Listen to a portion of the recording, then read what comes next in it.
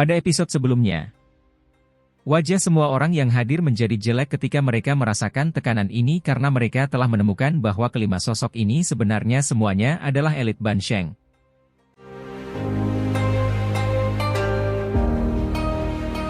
Semua orang merasakan kulitnya menjadi sedikit mati rasa saat melihat 5 sosok muncul di depan pohon purba bodhisattva. Mereka tidak akan membayangkan bahwa ada ahli kelas Bansheng yang tersembunyi di dalam pohon kuno bodhisattva ini. 5 elit Bansheng, tidak ada kehidupan di dalamnya. Xiao Yan menarik napas dalam-dalam. Dia menekan keterkejutan di hatinya. Matanya tiba-tiba menyapu kelima sosok itu sebelum bergerak-gerak. Jiwa mereka juga tidak hadir, mereka hanyalah boneka. Sun Er dengan lembut sampai pada suatu kesimpulan. Wajahnya dipenuhi dengan keseriusan. Boneka, seseorang tidak perlu menggunakan kepalanya untuk mengetahui bahwa para elit Bansheng ini telah diubah menjadi boneka oleh pohon kuno bodhisattva ini. Semua orang mulai merasa seolah-olah mereka berkeringat dingin ketika memikirkan apa yang terjadi. Mengubah Bansheng yang elit menjadi boneka, siapakah di seluruh benua yang memiliki kekuatan menakutkan untuk melakukan hal ini? Begitu seseorang mencapai kelas Bansheng, ia akan menjadi eksistensi yang dekat dengan puncak dunia. Bansheng adalah kekuatan yang relatif kuat bahkan di klan kuno, namun ahli dengan tingkat seperti itu telah ditangkap dan diubah menjadi boneka.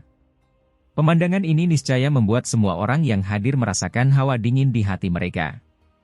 Ekspresi Hun Yu menjadi relatif jelek karena boneka-boneka ini, terutama setelah matanya tertuju pada elit kurus berjubah hitam, Bansheng. Kejutan di matanya tiba-tiba menjadi sangat padat. Bukankah ini nenek moyang Bansheng kita yang hilang? Yang dikatakan telah menghilang bersama pohon kuno bodhisattva dalam teks Lama Klan. Wajah semua orang tanpa sadar mengejang saat mendengar seruan Hun Yu. Mata mereka menatap Bansheng yang berjubah hitam. Saat ini, wajahnya cekung, dan matanya tidak mengandung riak sedikit pun. Kulit sosok itu samar-samar menunjukkan tanda-tanda pecah-pecah karena terlalu kering. Boneka itu tidak menunjukkan reaksi apapun terhadap suara Hun Yu. Apa yang harus kita lakukan sekarang? Wajah Gu Qing yang muram. 5 elit Bansheng adalah barisan yang hanya bisa digambarkan dengan kata mengerikan. Bahkan jika mereka semua di sini menggabungkan kekuatan mereka, mereka mungkin masih bukan tandingan barisan ini, meskipun keunggulan jumlah mereka. Xiao Yan mengerutkan kening. Matanya melirik ke arah gugus cahaya yang dipancarkan dari pohon kuno bodhisattva.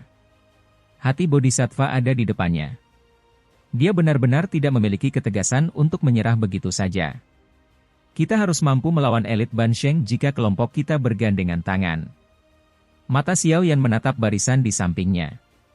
Sun Er dan Gu Qing yang semuanya ahli di puncak kelas Douzun. Sun Er berada di pergantian ke-8 sementara Gu Qing yang berada di pergantian ke-6.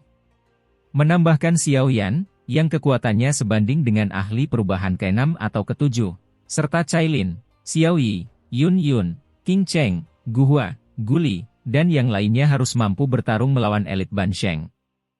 Namun, ada lebih dari satu elit Bansheng di sini. Ada 5 orang. Semuanya, apakah ada orang yang ingin menyerah sekarang dan pergi? Dari kelihatannya, selama kita tidak maju lebih jauh, boneka Bansheng ini tidak akan menyerang. Dengan kata lain, kita masih memiliki kesempatan untuk mundur sekarang jika kita mau. Xiao Yan merenung sejenak sebelum menoleh untuk bertanya dengan suara samar. Semua orang yang hadir mengerutkan alis mereka setelah mendengar kata-kata Xiao Yan. Akhirnya mereka menggelengkan kepala. Karena tidak ada yang ingin mundur, kami hanya bisa mencoba dan melakukan pertarungan habis-habisan. Pihak kami memiliki 7 kelompok. Kelompok saya akan memblokir 1 elit Bansheng. 4 lainnya akan dibagikan kepada kalian semua. Apa yang kamu katakan? Di antara kelompok yang telah tiba, ada klan Hun dan suku Iblis Phoenix selain kelompok Xiao Yan. Xiao Yan belum pernah bertemu dengan 4 kelompok lainnya sebelumnya, tapi kemungkinan besar mereka berasal dari beberapa faksi lain di dataran tengah. Formasi mereka mungkin tidak sebanding dengan Xiao Yan, Hun Ya, atau Jiu Feng, tapi mereka tidak bisa dianggap remeh. Masing-masing kelompoknya memiliki setidaknya 2 ahli yang telah mencapai puncak kelas Douzun. Kita bisa memblokir salah satunya. Hun Yu melirik Xiao Yan, tapi dia tidak menimbulkan masalah apapun saat ini. Dia mengerti bahwa jika seseorang benar-benar memilih untuk mundur, orang-orang yang tersisa pasti tidak akan mampu bertarung dengan 5 elit Ban Sheng. Serahkan salah satunya pada kami. Jiu Feng ragu-ragu sejenak sebelum mengambilnya. Para ahli ini mungkin menakutkan, tetapi mereka hanyalah boneka dan tidak dapat dibandingkan dengan Ban Sheng yang asli. Mereka seharusnya bisa melawan wayang kulit tersebut dengan mengandalkan jumlah mereka yang banyak. 2 Ban Sheng yang tersisa akan diserahkan kepada 4 kelompok lainnya. Apa yang kamu katakan? Mata Xiao Yan beralih ke 4 kelompok yang tersisa. Kekuatan salah satu dari kelompok ini mungkin tidak sebanding dengan kekuatan Xiao Yan, tetapi 2 kelompok mungkin bisa menangani 1 boneka Ban Sheng sendirian. Iya.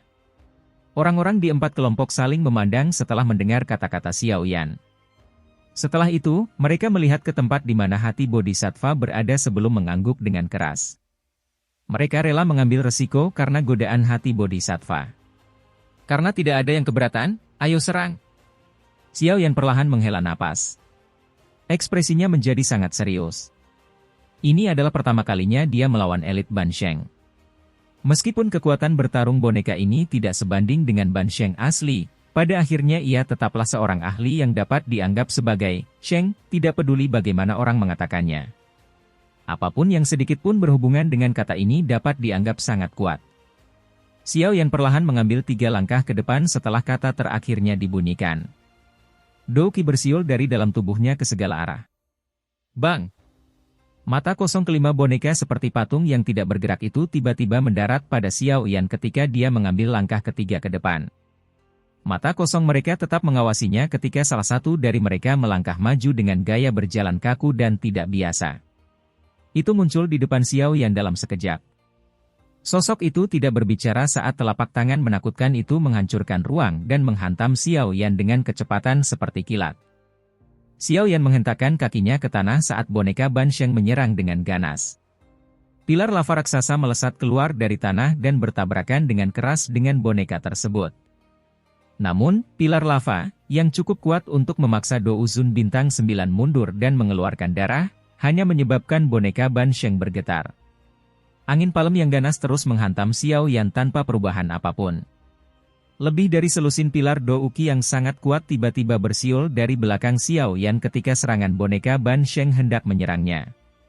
Semuanya memukul boneka itu. Dengan serangan gabungan dari begitu banyak orang, bahkan seorang ahli yang telah mencapai puncak perubahan ke-9 dari puncak kelas Do Uzun tidak akan berani menerima semuanya dengan paksa, namun boneka Ban Sheng ini menerima serangan tersebut meskipun serangan telapak tangannya adalah serangan gabungan. Hancur. Serang. Saat kelompok Xiao Yan mulai bertukar pukulan dengan boneka Ban Sheng, kelompok Hun Yu tidak menunda lebih lama lagi. Mereka menjerit dingin. Banyak tokoh bergegas keluar pada saat yang sama dan mengepung boneka Ban Sheng dari klan Hun.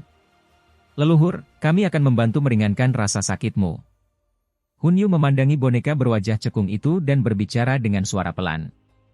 Setelah itu, dia menyerang ke depan. Ada lebih dari 10 ahli klan Hun yang sangat kuat dengan cepat mengikuti di belakangnya. Majestic Douqi mulai mengganggu boneka Ban Sheng itu. Kelompok Jiu Feng dan yang lainnya juga mulai bertindak setelah kelompok Xiao Yan dan Hun Yu melakukannya. Mereka melepaskan Douqi di dalam tubuh mereka hingga batasnya. Setelah itu, mereka dengan liar menyerang ke depan dan mengepung 3 boneka Ban Sheng yang tersisa di area terpisah. Dalam sekejap, Douqi yang menakutkan tersebar di dataran luas ini. Douqi seperti angin kencang yang menghancurkan lingkungan sekitar. Meskipun mereka memiliki keunggulan dalam jumlah, tidak satu pun dari mereka adalah Ban Sheng asli. Oleh karena itu, tidak diragukan lagi ini akan menjadi pertempuran yang sangat menyedihkan. Bang! Gu Hua dan Gu Xing bergegas turun dari udara saat Douqi meletus dari kedua telapak tangan mereka ke segala arah.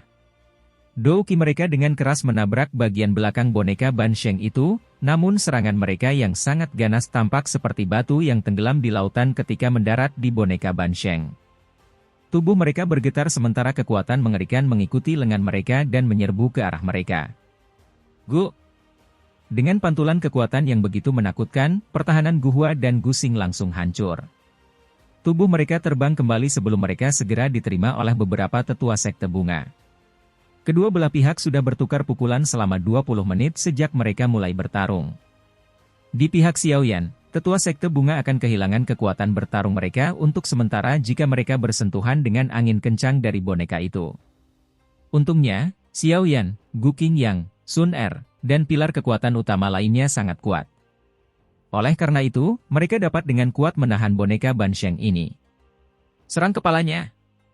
Xiaoyan berteriak keras. Boneka itu tidak memiliki kehidupan. Selain menghancurkan kepalanya, pada dasarnya mustahil menghentikan boneka. Badan kaca King Kong. Ledakan oktan. Cahaya keemasan tiba-tiba melonjak dari tubuh Xiaoyan saat tangisannya terdengar. Tubuhnya tiba-tiba membengkak saat ini. Tinjunya, yang sepertinya terbuat dari logam, dimanfaatkan saat perhatian boneka Ban Sheng tertarik oleh Gu Qingyang. Dia mengayunkan tinjunya ke kepala boneka itu dengan kecepatan seperti kilat. Bang! Tinju Xiaoyan, yang berisi kekuatan menakutkan, dengan kejam menghantam kepala boneka itu. Sebuah kekuatan yang dahsyat mengguncang kepala boneka Ban Sheng hingga terbentuk beberapa retakan, namun tidak ada darah segar yang mengalir dari retakan tersebut. Jelas sekali, tubuh boneka-boneka ini telah mengering setelah bertahun-tahun mengalami pelapukan. Boneka Ban Sheng tiba-tiba berbalik saat pukulannya mengenai kepalanya. Lengannya yang kaku terbanting ke bahu Xiaoyan seperti sambaran petir. Tubuh Xiaoyan terhuyung mundur selusin langkah setelah dipukul oleh boneka Ban Sheng. Sebagian bahunya bahkan penyok. Namun, beruntung tubuhnya menjadi sangat keras setelah mengaktifkan badan kaca King Kong. Ada juga keberadaan kain kaisar serangga dan armor kuno naga Phoenix yang melindunginya. Faktor-faktor ini membantunya untuk tidak mengeluarkan darah dan terbang mundur. Terus serang kepalanya. Hancurkan. Jari penghancur hening yang hebat. Sun Er dan Gu Qingyang yang menyerang pada saat bersamaan. Wajah Gu Qingyang yang serius saat segel tangannya berubah dengan cepat. Dua jari energi raksasa yang membawa aura pemusnahan tiba-tiba menerobos langit dan dengan ganas menekan kepala boneka Ban Sheng dengan kecepatan seperti kilat. Jari penghancur hening yang hebat. Di belakang Sun Er dan Gu Qingyang, Gu Hua dan Gu Xing juga melepaskan skill Dou kelas Tian yang sangat kuat dengan wajah pucat. Dua jari energi yang agak redup dengan cepat muncul. Bang! Petir warna-warni sepertinya berkumpul di langit pada saat ini sebelum menyerang boneka Ban Sheng. Serangan petir berasal dari Cailin. Semua orang sepertinya menyerang pada saat yang sama seolah-olah mereka telah membuat kesepakatan diam-diam. Banyak serangan menakutkan yang secara bersamaan mendarat di kepala boneka Ban Sheng. Tubuh boneka Ban Sheng itu tiba-tiba bergetar karena begitu banyak serangan menakutkan yang terkumpul. Kepala boneka itu, di mana banyak garis retakan muncul karena serangan Xiaoyan sebelumnya, mengeluarkan ledakan dan tiba-tiba menghilang. Setelah terkena begitu banyak serangan yang menakutkan dan keji, kepala boneka Ban Sheng yang banyak retakannya langsung pecah. Daging dan tulang pucat muncul darinya. Setelah kepalanya meledak, boneka Ban Sheng perlahan menjadi kaku dengan tangan di udara sebelum riak yang tidak biasa menyebar dari lehernya yang patah. Riak yang tidak biasa itu kemudian berubah menjadi tidak ada dan menghilang dengan cepat. Dengan lenyapnya energi ini, tubuh boneka Ban Sheng tiba-tiba menjadi tua dengan kecepatan yang terlihat dengan mata telanjang. Akhirnya menjelma menjadi debu yang bertebaran. Hah! Cahaya keemasan melonjak saat tubuh Xiaoyan dengan cepat menyusut. Dia kembali ke ukuran aslinya dalam sekejap mata. Dia menyeka keringat dingin di dahinya dan melihat situasi di sampingnya. Kecuali Xiaoyan dan Sun Er, semua orang menderita beberapa luka. Bahkan seseorang sekuat Gu Qing yang telah terluka oleh serangan telapak tangan saat dia bertukar pukulan dengan boneka Ban Sheng. Beruntung Dou Qi-nya kuat, jika tidak, dia akan mengalami cedera serius. Hal ini terlalu sulit untuk ditangani. Xiaoyan menjentikkan jarinya. Banyak pil obat keluar dari cincin penyimpanannya. Mereka dihentikan di depan semua orang sebelum memasuki mulut mereka. Semuanya, mohon istirahat sebentar. Saya akan berjaga. Xiaoyan berbicara dengan suara yang dalam. Tidak ada yang keberatan dengan kata-kata Xiaoyan. Mereka semua menelan pil obat dan segera duduk. Mereka memanfaatkan sepenuhnya waktu ini untuk segera memasuki kondisi pelatihan mereka. Mereka perlu memastikan bahwa Dou Qi mereka dipertahankan pada kondisi puncak di tempat yang penuh dengan bahaya ini. Hanya dengan begitu mereka dapat mempertahankan kehidupan kecil mereka. Xiaoyan gege, apakah kita perlu campur tangan? Sun Er berjalan ke sisi Xiaoyan. Matanya yang cantik memandang ke medan pertempuran lainnya saat dia bertanya dengan lembut. Medan pertempuran lainnya tidak berjalan mulus. Bahkan ahli klan Hun dari kelompok Hun Yu hatinya hancur oleh boneka Ban Sheng. Dia akhirnya mati, tapi kekuatan kelompok itu masih cukup tinggi. Dengan demikian, mereka dengan tegas mampu menekan boneka Ban Sheng. Tampaknya kemenangan hanya tinggal menunggu waktu saja. Kelompok dari suku Iblis Phoenix juga menderita beberapa luka dan kematian, namun tidak serius dan masih dalam wilayah yang dapat diterima. Mereka juga berhasil memperlambat boneka Ban Sheng itu. Dibandingkan dengan mereka, dua pertempuran terakhir tampak terlalu menyedihkan dan intens. Keempat kelompok tersebut telah memulai perjuangan habis-habisan dalam menghadapi kematian. Meski kekuatan mereka cukup mengesankan, tidak ada kerjasama di antara mereka. Oleh karena itu, beberapa ahli Do Usun tewas di tangan boneka Ban Sheng. Keempat kelompok tersebut menderita korban paling parah. Itu tidak perlu. Yang perlu kita lakukan hanyalah menjaga diri kita sendiri, mata Xiao Yan berkedip saat dia menggelengkan kepalanya. Ini bukan waktunya untuk menunjukkan kebaikan. Semua orang ini adalah pesaing. Setelah mereka menghabisi boneka Ban Sheng ini, orang-orang ini mungkin diam-diam menyerang orang-orang yang menjadi sekutu mereka sebelumnya. Oleh karena itu, yang terbaik adalah tidak menjadi orang yang ikut campur. Jika terjadi kecelakaan dan boneka Ban Sheng lepas kendali, akan sangat merepotkan untuk mengatasi dampaknya. Xiao Yan telah memperoleh pemahaman tentang apa yang disebut boneka Ban Sheng. Meskipun boneka-boneka ini disebut Ban Sheng, kekuatan bertarung mereka yang sebenarnya jauh lebih rendah daripada Ban Sheng yang asli. Jika tidak, mustahil bagi kelompok Xiao Yan untuk membunuhnya tanpa menimbulkan korban jiwa. Sun Er mengangguk. Dia juga memahami logikanya. Jika mereka turun tangan dan membantu sekarang, orang-orang ini mungkin akan melancarkan serangan diam-diam di kemudian hari. Ini bukan waktunya untuk berbelas kasihan. Apakah itu hati Bodhisattva yang legendaris? Xiao Yan sekali lagi melirik ke medan pertempuran di sekitarnya. Setelah itu, matanya beralih ke pohon kuno Bodhisattva. Sinar cahaya melingkar menyebar dari tubuh pohon 1000 kaki dari tanah. Cahaya itu dipenuhi dengan kekuatan hidup yang sangat mengejutkan. Pohon kuno Bodhisattva ini bahkan lebih aneh dari yang saya duga. Boneka Ban Sheng ini pastilah Ban Sheng asli ketika mereka masih hidup, tetapi bahkan mereka pun akhirnya menjadi boneka. Bahkan mereka tidak mampu menangani pohon kuno Bodhisattva ini. Mata Xiao Yan menatap cahaya saat pikiran-pikiran ini melintas di hatinya. Boneka Ban Sheng ini bukanlah benda yang akan membuat pusing kepala. Sebaliknya, hal yang paling menyusahkan adalah pohon kuno Bodhisattva itu sendiri karena tidak ada yang tahu trik aneh apa yang disembunyikannya. Sepertinya kita harus lebih berhati-hati kali ini. Kalau tidak, kita tidak akan mendapatkan harta karun itu dan kita mungkin akan kehilangan nyawa kita. Bang! Suara yang dalam dan teredam tiba-tiba terdengar dari kejauhan sementara pikiran masih melekat di hati Xiao Yan. Ketika dia berbalik, dia secara tidak sengaja melihat Hun Yu yang tanpa ekspresi menghancurkan kepala leluhurnya dengan sebuah pukulan. Hun Yu menghela napas dalam-dalam saat pukulannya menghancurkan kepala boneka Ban Sheng. Setelah itu, dia mengangkat kepalanya. Matanya menatap Xiao Yan saat senyum hangat dan ramah dengan cepat muncul di wajahnya yang awalnya tanpa ekspresi, menyebabkan Xiao Yan tersenyum dingin. Apakah orang ini melakukan tindakan yang mengubah wajah?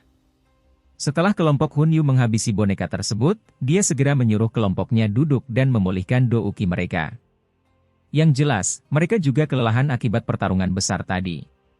Sekitar 10 menit setelah kelompok Hun Yu menang, pertarungan suku Iblis Phoenix akhirnya selesai.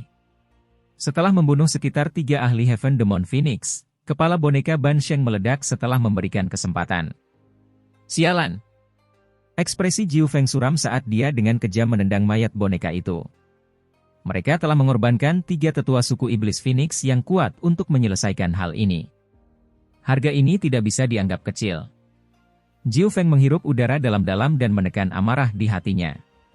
Dia sekali lagi menjadi tenang sambil melambaikan tangannya dan menyuruh kelompoknya untuk duduk di tanah. Dia menelan pil obat dan dengan cepat mulai memulihkan Do Ukinya. Ketiga kelompok tersebut telah menghabisi boneka Ban Sheng mereka sebelum kelompok lainnya, namun tidak satupun dari mereka yang membantu 2 pertempuran yang tersisa. Sebaliknya, mereka memilih untuk hanya mengamati dengan mata dingin di sampingnya. Jelas, tidak ada satupun dari mereka yang memperlakukan pihak lain sebagai sekutu sejati. Ah! Seorang elit Douzun dengan paksa dipecah menjadi dua saat semua orang dengan dingin mengawasi dari samping. Darah berceceran dan membasahi boneka Ban Sheng.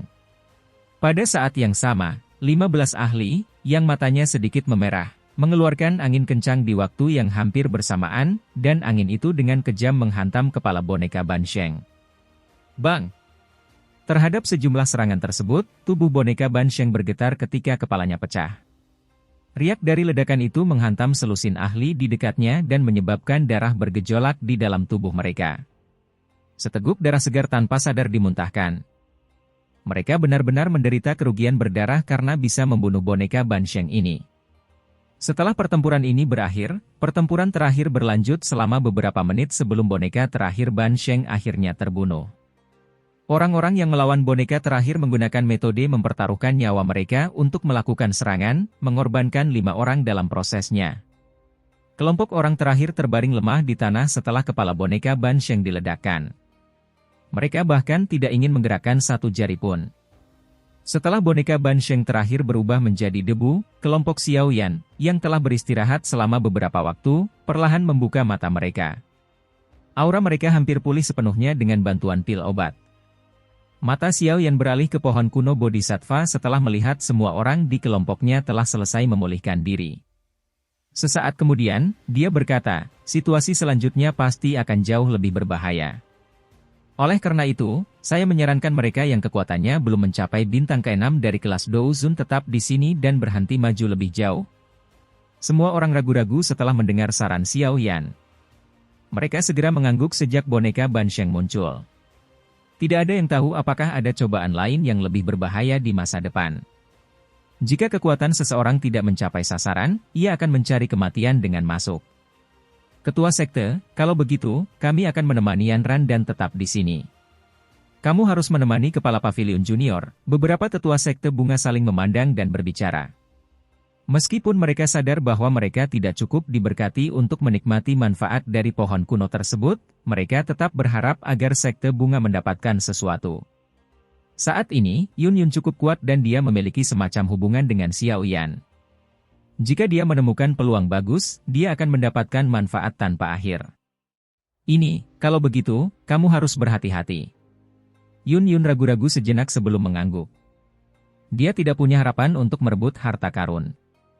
Namun, dia akan merasa sedikit khawatir di dalam hatinya jika dia membiarkan kelompok Xiao Yan terus maju meskipun dia sadar bahwa Xiao Yan lebih kuat darinya. Xiao Yan mengangguk. Setelah itu, matanya tertuju pada tubuh besar pohon kuno Bodhisattva. Hati Bodhisattva yang sejati pasti tersembunyi di dalamnya. Ayo pergi. Xiao Yan dengan lembut menghela napas. Pori-pori di tubuhnya menegang saat ini. Dia melambaikan tangannya dengan lembut dan memimpin untuk berdiri. Setelah itu, dia perlahan berjalan menuju pohon kuno Bodhisattva. Di belakangnya, kelompok Sun Er, yang telah menunggu dengan sungguh-sungguh, mengikutinya dengan wajah muram dan hati-hati. Kita juga harus bergerak. Kelompok Hun Yu dan Jiu Feng tidak bisa tinggal diam setelah melihat kelompok Xiao Yan mulai mendekati pohon itu. Mereka tidak dapat beristirahat sambil melambaikan tangan dan memimpin orang-orang mereka ke pohon kuno Bodhisattva. Beberapa kelompok yang terfragmentasi jauh di belakang juga mengatupkan gigi saat melihat orang-orang mendekati pohon tersebut. Mereka dengan paksa naik dari tanah. Mereka telah membayar mahal untuk bisa sampai sejauh ini. Mereka tidak mau kembali dengan tangan kosong. Banyak orang mempercepat langkahnya karena godaan pohon kuno Bodhisattva. Saat mereka mendekati pohon kuno Bodhisattva, hati semua orang sekali lagi menjadi cemas. Tidak ada yang tahu trik apa yang terkandung dalam pohon kuno Bodhisattva. Hal yang tidak diketahui inilah yang menyebabkan seseorang merasa ketakutan. Suara lembut kaki yang perlahan menekan tanah terdengar saat semua orang secara bertahap mencapai dasar pohon kuno Bodhisattva. Mereka berdiri di bawah sebelum mengangkat kepala. Baru pada saat itulah mereka menyadari betapa besarnya pohon kuno ini, yang telah bertahan selama bertahun-tahun yang tidak diketahui. Saat semua orang mencapai bagian bawah pohon kuno Bodhisattva, cahaya terang tiba-tiba muncul dari tubuh pohon 1000 kaki di atas tanah. Itu berubah menjadi pilar terang yang membungkus kelompok Xiao Yan. Adegan yang tiba-tiba ini menyebabkan hati semua orang berdebar kencang. Mereka baru saja akan melepaskan Douki mereka ketika mereka terkejut menemukan bahwa Douki di dalam tubuh mereka telah menghilang. Astaga! Pilar cahaya dengan cepat menyusut sementara semua orang merasa terkejut. Ia mengeluarkan suara, "Swoos," saat ia ditarik kembali ke pohon dengan kecepatan seperti kilat. Sekelompok orang, yang telah mencapai bawah pohon sebelumnya, telah menghilang pada saat yang bersamaan. Kelompok Xiao Yan secara alami termasuk di antara mereka yang menghilang. Nalan Yanran terus menatap ke tempat di mana kelompok itu menghilang secara aneh. Wajahnya langsung menjadi pucat.